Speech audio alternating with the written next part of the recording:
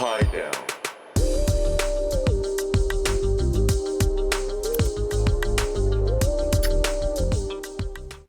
¿Cómo están? Muy buenos días, tardes o noches, dependiendo del horario en el que nos estén escuchando.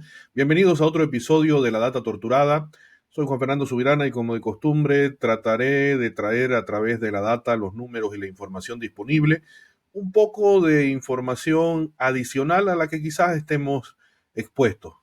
El día de hoy me gustaría conversar sobre una semana bastante colorida que hemos tenido en lo que viene siendo la semana del 5 de agosto. El lunes negro, el martes gris, el miércoles verde y el jueves amarillo.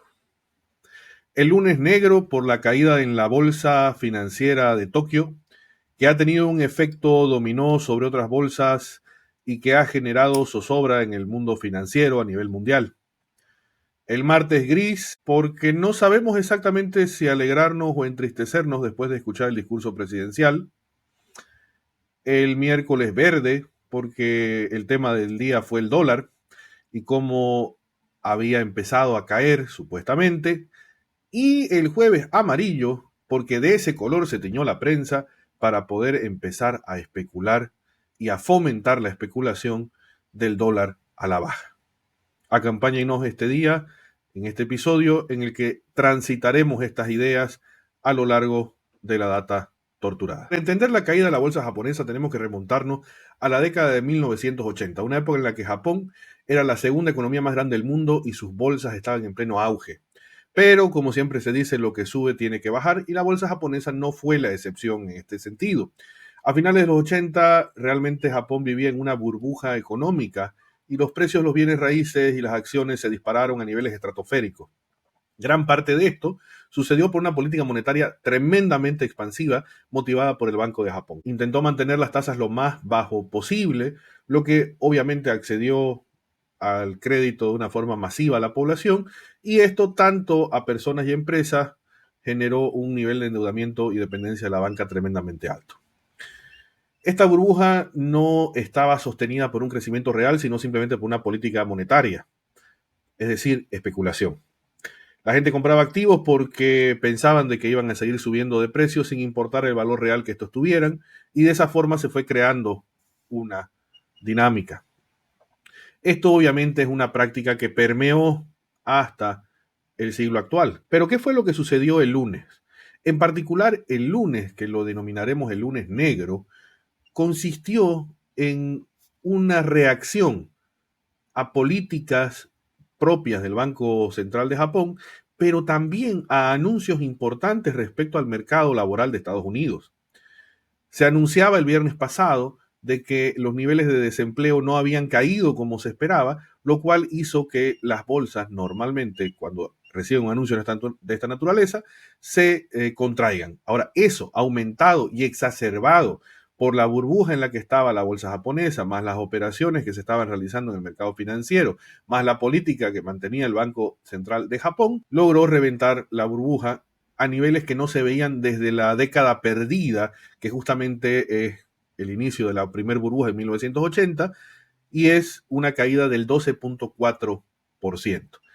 No sería una noticia tan relevante si no fuera Japón y si no hubiera tenido un efecto contagio. Pero sí hubo un efecto contagio en las bolsas alrededor del mundo, en particular las bolsas asiáticas, particularmente la bolsa de Corea, que sufrió una caída similar y entraron en pánico siguiendo un efecto dominó todas las demás bolsas del mundo. Esto que generó mucha más cautela en nuestros inversionistas a nivel global, y obviamente frente a prácticamente estamos a algunos meses muy cerca de la elección de Estados Unidos, ya se genera una nueva visualización y un cambio en las expectativas globales. Entonces, ¿qué nos deja del mensaje el día lunes, que fue el lunes negro?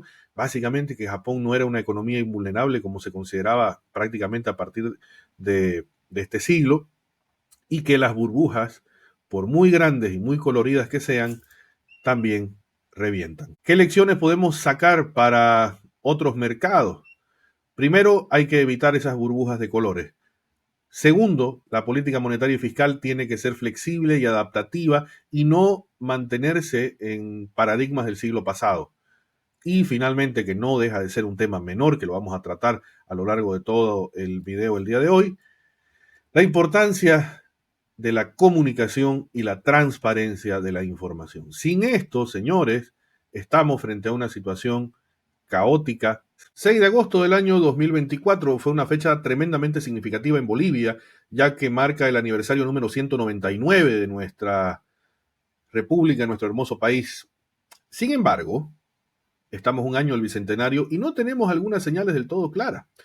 Rescatemos algunos elementos importantes en los que se centró el discurso presidencial en este martes gris que ocurrió durante esta semana. Crecimiento económico y recuperación fueron parte de la bandera que destacó el presidente, hablando sobre que las dificultades globales han sido un problema, un obstáculo, pero pese a eso hemos tenido un crecimiento positivo. Insiste en el estímulo de políticas fiscales muy pro Estado, lo cual obviamente tiene consecuencias y nos lleva al siguiente punto de su discurso, la inversión pública y la inversión privada. Enfatizó mucho en la inversión pública, pero a diferencia de otras veces también invitó a la inversión privada a que haga su parte. Es un problema, hay que ser muy honestos. Prácticamente, imagínense tener una fiesta que dura 3 días y recién al tercer día, cuando ya está todo bastante movido, invitar a alguien y encima decirle, después de que estés en la fiesta, por favor te vas a quedar un tiempito porque me vas a ayudar a limpiar esto. Eso es la invitación que ha hecho prácticamente al sector privado. Pero lastimosamente no hay miras de generar una estabilidad macroeconómica a través de la reducción del gasto. Otro detalle importante dentro del discurso fue la mención a la inflación y a la estabilidad de precios. Sin embargo, ese es un argumento por demás de cuestionable, peor teniendo el dólar con un mercado paralelo que genera inflaciones bastante superiores, casi en una relación de 3-1 o 4-1 en algunos productos respecto a lo que normalmente está tratando de mostrarse. Finalmente habló sobre lo que era soberanía alimentaria y energética, donde trata de incorporar muchos elementos como la importancia de la apertura de los mercados. Eso nos lleva también a una discusión respecto a que hemos sido invitados al foro de los países BRICS. Algunos especulan que nos pueden recibir dentro del bloque, a mí me parece una locura, pero dentro de eso también habló sobre la importancia de la subvención al carburante. Y esto es importante porque no en muchas oportunidades se ha escuchado a la primera autoridad del gobierno opinar o dar una visión sobre esto.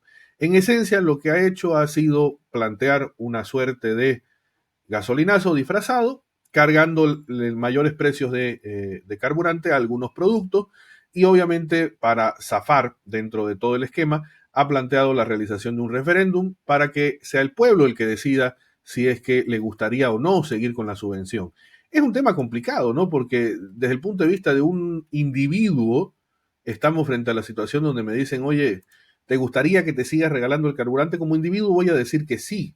Ahora, si le digo, no, sabes que en realidad no te estoy regalando el carburante, sino que te lo estoy cobrando a través de la inflación en otros productos, o te lo estoy cobrando a través del déficit fiscal que seguimos teniendo desde el año 2014 de forma sostenida, lo pensaré, pero vuelvo a lo mismo. Me están diciendo, ¿querés mantener algo gratis o no querés mantener algo gratis? Entonces, la idea detrás de, la sola idea detrás de un referéndum para esto me parece por lo menos preocupante. Como no sé si alegrarme o entristecerme, lo bauticé como un martes gris. Pasemos ahora a comentar un poco sobre el miércoles verde. Llamémosle miércoles verde por el color del verde dólar, de la divisa que todo el mundo busca y no encuentra. A partir de algunos eventos puntuales, como es el abastecimiento regular de diésel, se ha conseguido un retroceso en el valor del dólar.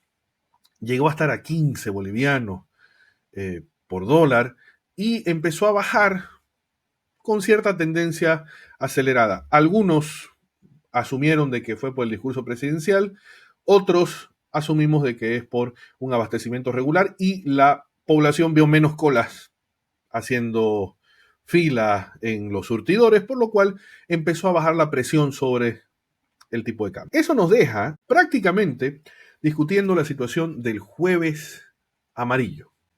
¿Qué pasó el día jueves? La verdad, sigo asombrado, Pero la verdad es que ha habido un movimiento en la prensa que ha generado, en español le diríamos bulos, y en la jerga anglosajona son las fake news, noticias falsas. Noticias que están destinadas a presionar de forma especulativa el dólar a la baja.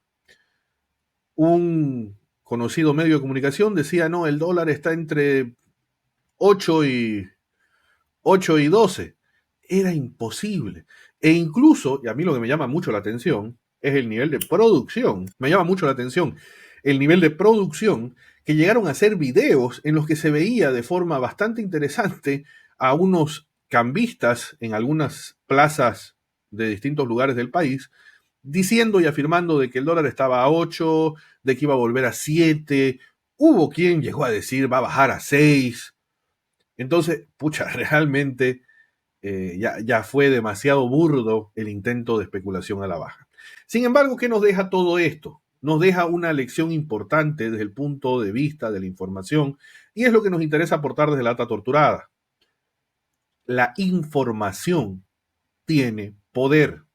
La información es capaz de influir en las decisiones y la información ha sido capaz de modificar tendencias mundiales, como es el caso de la inamovilidad supuesta que tenía el mercado japonés, como es el caso de la situación poco probable que antes no se hubiera imaginado a un mandatario de Estado en Bolivia dar explicaciones sobre la subvención del carburante, lo que ha generado la caída de la divisa y lo que termina siendo un muy, muy mal ejemplo de cruce de información, o lo que llamaría, justo acabo de terminar un libro que me recomendó un buen amigo, un libro de Hugo San Martín, que decía la guerra híbrida de Rusia contra Occidente. Bueno, más o menos usan las mismas tácticas para generar esa fake news, esa guerra en el ciberespacio para generar la especulación. Entonces, ¿qué es lo que nos espera? Nos espera estar atentos, básicamente. Tenemos que estar tremendamente atentos a la información que se reciba, ver y chequear 2 o 3 veces las fuentes de donde estamos recibiendo la información, y solo ahí podremos tomar decisiones acertadas. Desde la data torturada, esperamos que los datos sigan influyendo en sus decisiones de forma positiva, y espero que nos encontremos con mejores noticias y no tan fake news en una siguiente ocasión.